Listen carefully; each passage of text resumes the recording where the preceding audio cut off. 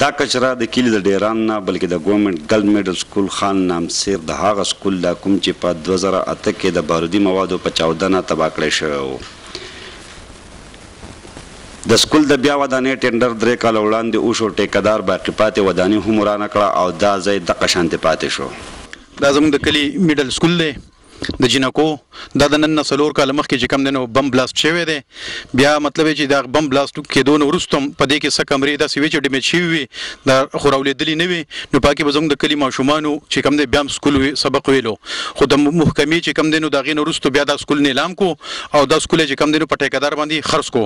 هغه سکول خښتې خرڅې شوې، د سکول ګیټونه خرڅ شو، د سکول ټیمان خرڅ شو، هر څه خرڅ شو. په هغې باندې حکومت مطلب چې خپل څه پروګرام به هغې به یې پې کړی، خو د هغې نه دوباره د اوسه پورې بیا د دې جنکو حال وانه غیستلی شو چې یاره دا جنکۍ په کوم ځای کې سبق وایي، دا په کوم ځای کې ناستې دي، یاره یا د دوی د سبق څه پروګرام شته یا نشته.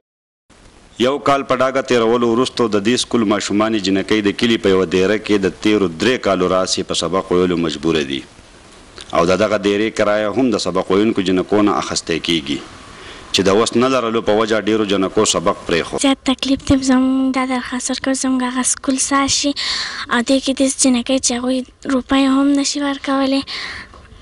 جنکۍ څوک مالدار څوک غریبانه او سکول څوک کرایه ورکولی شي څوک نشي ورکولی.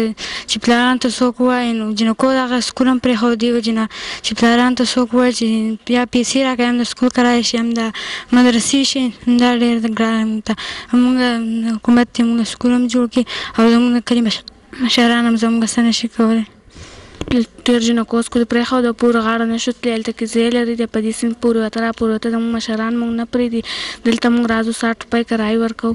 څوک چا پلار غریبانان دي، چا پلار مالداران دي، څوک ورکولی شي څوک نشي. جمع د یخنۍ ته موږ بار ناست یو. موږ دا غواړو چې زموږ بلډینګ جوړ شي، زموږ ښه په قلاره سکول جوړ شي چې موږ پکې ښه د خپل پاکستان دپاره ښه صحیح سبق ووایو، ښه دغه وکړو. د سکول په هکله د سکول پرنسپلې وویل هیڅ نه کوي، بس دا باس غلی کړي او ټیکهدار هم غیب دی چې هر څه د خښتو پورې خرڅ کړو. موږ دغه شانتي باران کې ډېر تکلیف وي، په ګرمۍ کې هم دومره ساعت تېرېږي، خو چې یخني شي نو خیر دی، نو دا ځای تنګ دی.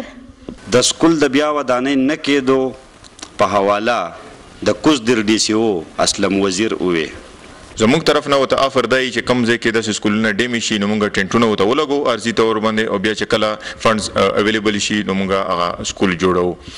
اوس د پیرنټس ټیچرز کمیټي چې دوی سره کوم فنډز وو هغه اوس لږ محدود شوي دي، کم شوي دي، نو دوی ته دا اوس مسله جوړه شوې ده. اول خو به زما کوشش وي چې دوی دپاره زه فنډز ارینج کړم او انشاءالله 2-3 ورځو کې به دوی ته دغه کور چې کوم نیولی دی د کرایه به موږ ورکوو. زموږ به دا انشاءالله کوشش وي چې دا سکول به د ځل په هر صورت په دې چې الریډي لیټ شوی دی، ماشومان هم سفر شوي دي، پیرنټس هم سفر شوي دي، نو دې ځل به انشاءالله څه مسله نه وي او زموږ په خپله سوپروایز کوو چې کم ټیکهدار پکې انټرسټډ وي او صحیح کار کوي، کوالټي کار کوي، انشاءالله هغه به یې پوره کوي.